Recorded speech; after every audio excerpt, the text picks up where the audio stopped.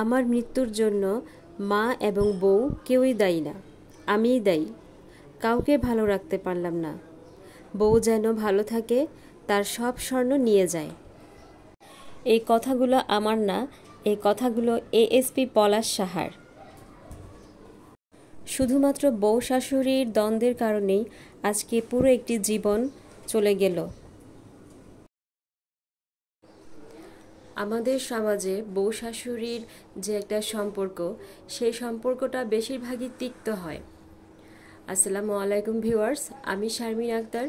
আজকে আরও একটি ব্লগ নিয়ে হাজির হয়েছি আপনাদের সাথে। কেমন আছেন সবাই? আলহামদুলিল্লাহ, আমি ভালো আছি। অনেক শাশুড়ি আছে যারা কিনা ছেলের বউকে একদমই সহ্য করতে পারে না। মেয়ে হিসেবে দেখবে তো দূরের কথা, ছেলের বউ হিসেবে যে ভালোবাসবে, একটু আদর করবে, তাও হয় না।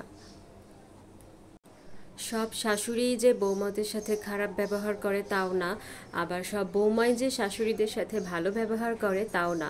অনেক বৌমাও আছে শাশুড়িদেরকে সহ্যই করতে পারে না। তবে এদিক দিয়ে আলহামদুলিল্লাহ আমি অনেক লাকি যে আমার শাশুড়ি আমার জন্য অনেক পাগল। উনি শারমিন বলতেই পাগল, কেননা আমার শাশুড়ি আমাকে অনেক অনেক ভালোবাসে। আমি ওনার একমাত্র ছেলের বউ। ওনার ছেলে একটাই, আর সেই ছেলের বউ আমি। অবশ্য এক ছেলের বউকেও অনেকেই পছন্দ করে না, অনেকে ভালোবাসে না, অনেক শাশুড়ি আছে, কিন্তু আমার শাশুড়ি এই দিক দিয়ে একদম ভিন্ন ধরনের। তো আমার শাশুড়ির সম্পর্কে আপনাদের সাথে কিছু কথা শেয়ার করব। তার আগে আমার ভিডিওটিতে একটি লাইক দিয়ে দিবেন এবং আমার চ্যানেলটি সাবস্ক্রাইব করে আমার পাশে থাকবেন। আমাদের যেহেতু লাভ ম্যারেজ, তো আমার শাশুড়ির সাথে আমার পরিচয় বিয়ের আগে থেকেই। ফাতিহার বাবা ফোনে আমাকে কথা বলাই দিত। ওনাদের বাড়ি হচ্ছে নড়াইল। তো আমি আর আমার শাশুড়ি প্রায়ই কথা বলতাম ফাতিহার বাবার মোবাইল দিয়ে। যখনই ওর সাথে দেখা করতে যেতাম, আমার সাথে কথা বলাই দিত। দেখা গেল যে 2 থেকে 3 মিনিট যদি কথা বলতাম, আমি আর আমার শাশুড়ি 2 মিনিটই হাসাহাসি করতাম, লজ্জা লাগতো কথা বলতে, আর 1 মিনিট বড়জোর কথা বলতাম। তো আমার শ্বশুরবাড়ি থেকে যখন আমাকে দেখতে আসে বিয়ের ডেট ফিক্সড করার জন্য, তখন হঠাৎ করেই আমাদের বিয়েটা ঠিক হয়ে যায়, কেননা কেউ রাজি ছিল না, অনেক কষ্টে রাজি করাইছিলাম।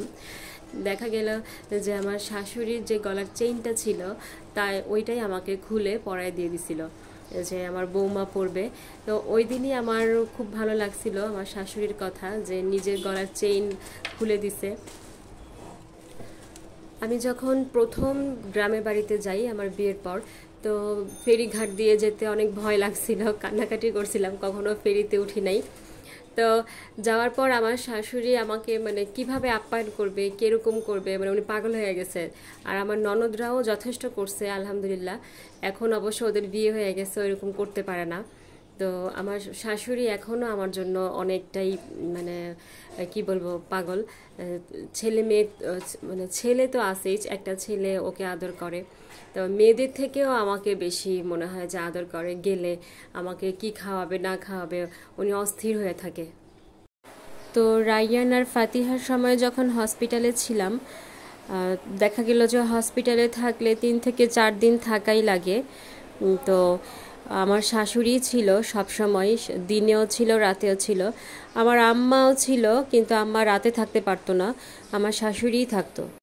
তো উনি রাতের বেলা থাকতো আমার সাথে হসপিটালে, আর আমার যত সেবা যত্ন আছে সব কিছুই করতো, চুল আঁচড়াই দিত, খাওয়াই দিত।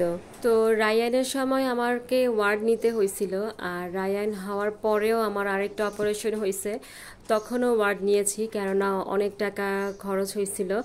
তো ওয়ার্ড নিলে দেখা গেল যে পাশের বেডে যারা থাকে ওনারাও কথাবার্তা বলে। তো আমি যখন একটু সুস্থ হয়েছি, আমাকে পাশের একজন আপু বলতেছিল যে উনি কি আপনার মা হয় কিনা। পরে আমি বলছি যে মা হয় ঠিকই, কিন্তু দেখা আমার শাশুড়ি মা। পরে ওনারা অনেক অবাক হয়েছে, নার্সেরাও অনেক অবাক হয়েছে যে একজন শাশুড়ি আসলেই কি বৌমার সাথে এত ভালো ব্যবহার করতে পারে, যে শাশুড়ি চুল আঁচড়াই দিতেছে, খাওয়াই দিতেছে, সব সেবা যত্ন করতেছে।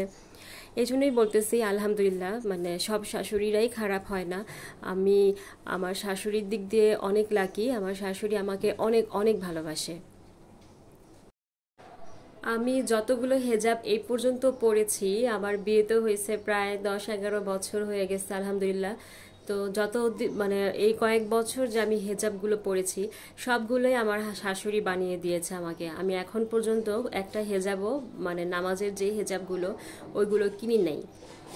দেখা গেল যে বাড়িতে গেলেই আমাকে হেজাব বানিয়ে দেয়, বা ড্রেস, মানে গায়ে পরার যে ড্রেসগুলো বাসায় পরার ওইগুলো বানিয়ে দেয়। অবশ্য এখন মানে বাসায় পরার যে ড্রেস ওইটা আমি ঢাকা থেকেই বানাই। 3 বছর যাবৎ গ্রামে যাওয়া হচ্ছে না যে কোনো কারণে। এবার যাওয়ার ইচ্ছে ছিল, ফাতিহার বাবার ছুটি ছিল না। তো যাই হোক, শাশুড়ির কথা তো অনেক বললাম, বেশি বলবো না, বেশি বলতে গেলে দেখা গেল যে বদনজর লেগে যাবে, তখন আবার ভালোবাসবে না। তো উনি হচ্ছে আমার ফাতিহার মতোই। ফাতিহা যেমন কথায় কথায় হাসে, উনিও দেখা যাবে যে কথায় কথায় হাসে। তো এই দিকটা অনেক ভালো লাগে। হাসি খুশি মানুষ আমাদের, মানে পরিবারের সবাই ওনাকে অনেক ভালোবাসে এই হাসার জন্য। আর আপনারা হয়তো বা জানেন, যারা আমার আগের ভিডিও দেখেছেন তারা অবশ্যই জানেন যে আমার বেশিরভাগ রান্নাই আমি আমার শাশুড়ির কাছ থেকে শিখেছি। তো ওনার কাছ থেকেই রান্নাগুলো শেখা, আর আমার মার কাছ থেকে কিছু কিছু রান্না শিখেছি। উনি খুব ভালো রান্না পারে। আর গ্রামের বাড়িতে কারো যদি ঘরোয়াভাবে বিয়ে হয়, আমার শাশুড়িকে দিয়েই রান্না করায়। তো আপনারা সবাই আমাদের জন্য দোয়া করবেন, আমাদের বউ শাশুড়ির সম্পর্কটা যাতে অটল থাকে। আজকে এই পর্যন্তই। আল্লাহ হাফেজ। আসসালামু আলাইকুম।